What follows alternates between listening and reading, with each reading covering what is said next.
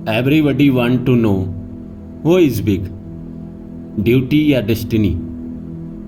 हर आदमी ये जानना चाहता है कि कौन बड़ा है, कर्म या भाग्य। क्योंकि कुछ लोग कहते हैं कि कर्म बड़ा है और कुछ लोग कहते हैं कि भाग्य बड़ा है। आपको क्या लगता है, हु इज बिग, ड्यूटी या डेस्टिनी? क्योंकि आपने देखा होगा कि कई लोग हुए हैं इस संसार में जो सुबह से लेकर शाम तक, सुबह 4-5 बजे बिस्तर छोड़ने के बाद रात के 11 बजे तक अनलिमिटेड मेहनत करते हैं। कोयले की खदान में जो मजदूर काम करते हैं, सुबह 7 बजे से लेके शाम के 7 बजे तक अंधेरे में रहते हैं, गहराई में रहते हैं और फिर वो शाम को 7 बजे निकल के घर जाके खाना पीना खा के सो जाते हैं और अगले दिन फिर वो जाते हैं और कई सालों से ये कर रहे हैं। राजस्थान में आपने देखा होगा कि रेगिस्तान में जो इंसान ऊंट चलाता है वो कई दिनों तक सफर पे रहता है, तपिश में, कड़ी धूप में। और वहीं कुछ लोग इस संसार में हैं जो एक अमीर घर में पैदा होते हैं, सोने का चम्मच लेकर। उनको जिंदगी में सब कुछ मिलता है। उनको अगर आप पूछोगे कि इस संसार में लोग भूख से मर जाते हैं तो शायद उनको पता ही ना हो। तो आपको क्या लगता है, कर्म बड़ा है या भाग्य?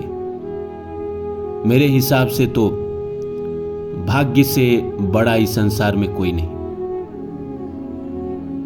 तो नमस्कार दोस्तों, मेरा नाम है रानू बाबू और आप सभी जानते हैं कि मैं आपके लिए कहानी, कविता और मोटिवेशनल वीडियो लेकर आता हूं।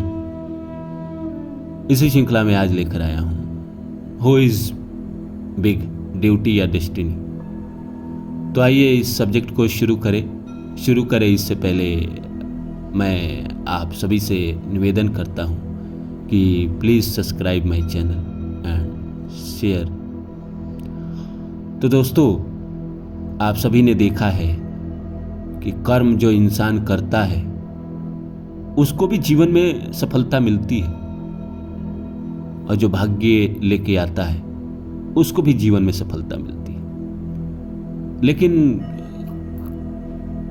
भाग्य जिसको देता है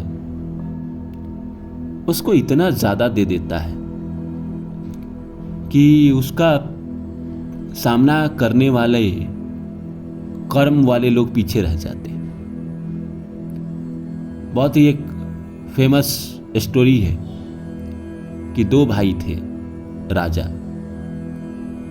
एक राजा थे, उनके 2 बेटे थे। दोनों भाई एक दूसरे से बहुत प्रेम करते थे। लेकिन जब राजा मरने वाले थे तो उस आदमी ने अपने बड़े बेटे को पूरा राज्य दे दिया और छोटे बेटे को एक छोटा सा गांव दे दिया और कुछ घोड़े दे दिए और छोटे बेटे को कहा कि तुम्हारे पास ये घोड़े आजीवन रहेंगे पर तुम मेहनत करके कमाओगे। और बड़े बेटे को पूरा साम्राज्य दे दिया, बना बनाया राज्य दे दिया। बाद में छोटे बेटे ने घोड़े को बेचना शुरू किया। ले जाता, घोड़े को बेचता। उसके पास कुछ था ही नहीं। उसके पास खाने की भी कमी थी, उसके पास राज्य भी नहीं था, सैनिक भी नहीं थे, सत्ता भी नहीं थी, ताकत भी नहीं था। और जीने के लिए वो ले जाके घोड़े बेचता और वापस आ जाता। और जो घोड़े बेच के आता उससे अपना भोजन पानी करता। ऐसा होता कि घोड़ा जहां भी वो बेच के आता, अगले दिन वो आता, सुबह उठ के देखता तो वो घोड़ा उसके दरवाजे पे खड़ा रहता।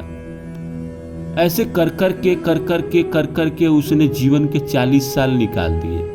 कुछ संपत्ति भी अर्जित कर ली।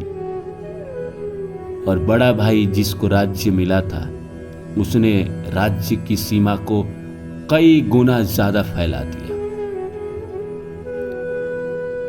तो दोनों मेहनत किए, लेकिन जिसको भाग्य से मिला उसको कई लाख गुना ज्यादा मिला, और जिसने कर्म करके जिंदगी बिताया वो बस जिंदगी बिता पाया, अपना थोड़ा अच्छा कर पाया, अपना घर बनाया, अपनी सारी सुविधाएं उपलब्ध कराई, छोटा सा गांव बसा लिया, छोटे सा गांव का वो राजा बन गया।